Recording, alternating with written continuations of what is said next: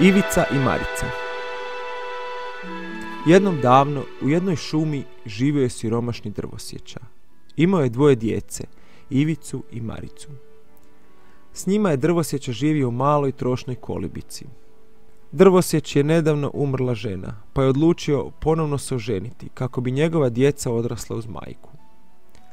Ali drvosječa je izabrao lošu drugu ženu, koja nije marila za djecu i često se žalila mužu na mališane. Govorila bi mu da u kući nema dovoljno hrane za sve njih, da ima i previše usta za hraniti, pa bi bilo najbolje da se riješi djece. Drvosjeć za to nije htio ni čuti, ali žena ga je stalno gnjavila i gnjavila. Rekla mu je da bi bilo najbolje da odvede djecu duboko u šumu gdje neće moći pronaći put kući. Tko zna, možda će ih netko tamo pronaći i pružiti im drugi, puno bolji dom. Nakon dugo nagovaranja, drvosjeć je odlučio poslušati svoju ženu. Kad su djeca otišla na spavanje, još jednom su dogovorili plan. Odvešćemo Ivicu i Maricu duboko u šumu, pa da neće znati pronaći put kući, govorili su misleći da djeca spavaju. Ali Ivica i Marica nisu spavali, pa su jasno čuli njihov razgovor. Marica se jako prestrašila šume, pa joj je brat rekao: "Ne brini, Marice, ako nas ostave u šumi, već ćemo nekako pronaći put kući." A onda se Ivica išuljao iz kuće, napunio džepove kamenčićima te se opet ušuljao u krevet. Sutradan ujutro drvosjeć je napokon poslušao ženu i odveo svoju djecu u šumu. Čim su zašli malo dublje među drveće, Ivica je počeo izbacivati kamenčiće iz svojih džepova. Hodali su jako dugo, a onda je drvosječa nešto promrmljao i otišao, ostavivši Ivicu i Maricu same među stablima. Ivica i Marica stajali su sami u šumi sve dok nije pala noć.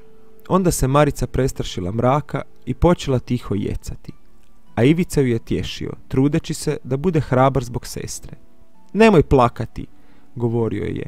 "Čak i ako se otac ne vrati po nas, ja ću pronaći put kući."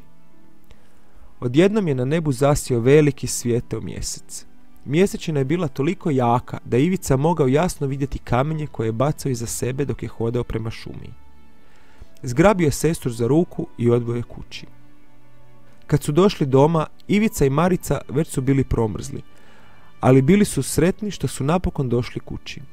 Umorni, odmah su se ušuljali u svoje krevete i slatko zaspali.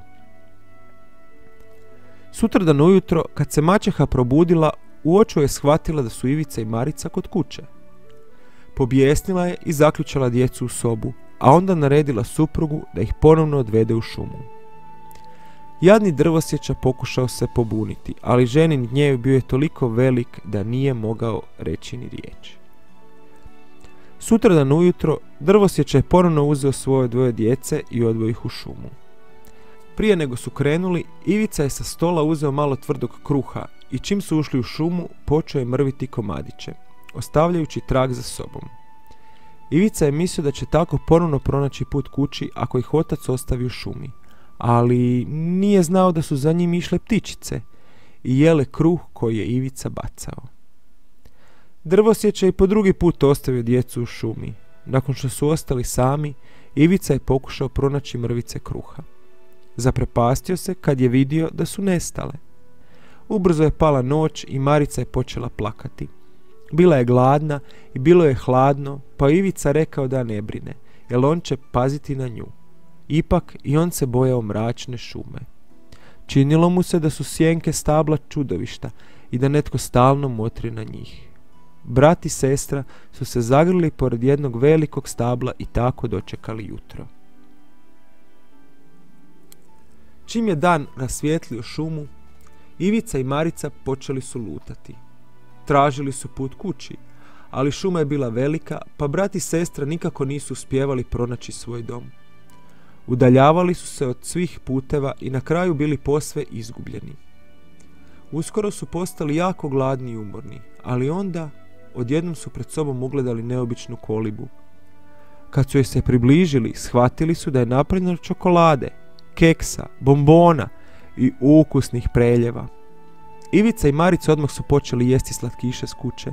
Bili su jako gladni, pa su uživali u svakom zalogaju. Bili su toliko zaokupljeni jelom da nisu ni primijetili da im se prišuljala jedna neobična starica. Zašto jedete moju kuću? Pitala ih je. Ivica i Marica prestali su jesti i samo su prestrašeno pogledali staricu. Ali ona se nasmiješila i pozvala ih u svoju kuću. Ivica i Marica ušli su u kuću napravljenu od slatkiša. Nisu znali da je to kuća vještice, koja je slatkišima mamila djecu i tako ih lovila u zamku. Vještica je zatvorila Ivicu i Maricu jer je jako voljela jesti malu djecu. Odlučila je pojesti Ivicu, a od Marice učiniti svoju sluškinju jer vještica je već bila stara i nije dobro vidjela, pa zato nikad nije mogla dobro očistiti svoju kuću. Prije nego što je išla skuhati Ivicu, vještica je htjela vidjeti koliko Ivica debeo. Budući da je oči nisu dobro služile, opipala je njegove tanke ručice, pa rekla: ti si samo kosti koža, Ivice, moramo te lijepo udebljati prije nego što te pojedem. I tako je vještica tjerala Maricu da kuha i čisti, a Ivicu da jede. Ivica je postajao sve deblji i deblji, pa su se brat i sestra bojali da bi vještica uskoro mogla pojesti Ivicu. Zato je Marica dala bratu kosti od kokošje noge i svaki put kad bi vještica išla pipati Ivičinu ruku, on bi umjesto ruke pružio kost. Previše si mršav, uskliknula bi vještica svaki put kad bi opipala Ivicu, a onda mu u bijesu davala još hrane.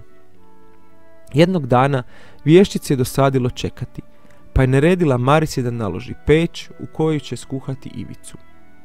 Marica je naložila veliku vatru, ali kad je vještica pitala je li vatra dovoljno velika, ona je rekla da ne zna. Vještica se naljutila i išla sama provjeriti vatru, pa kad se nagnula na doganj, Marica ju je gurnula u peć. Bio je to kraj stare vještice. Ivica i Marica napokon su bili slobodni. Uzeli su blago koje je vještica skrivala u čokoladnim jajima i krenuli u šumu. Nakon što su 2 dana hodali, ugledali su svog oca kako luta šumom i plače. Jako se razveselio kad je vidio svoju djecu. Potrčao im je u zagrljaj i kroz suze rekao da im je maćeha umrla, pa se sada mogu u miru vratiti kući. Ivica i Marica tražili su od oca da im obeća kako ih više nikad neće napustiti. On je rekao da će od sada biti dobar otac, a djeca su mu u znak zahvale dala blago koje su našli u čokoladnim jajima. Otac nakon toga više nije morao biti drvosječa i svi su lijepo i sretno živjeli do kraja života.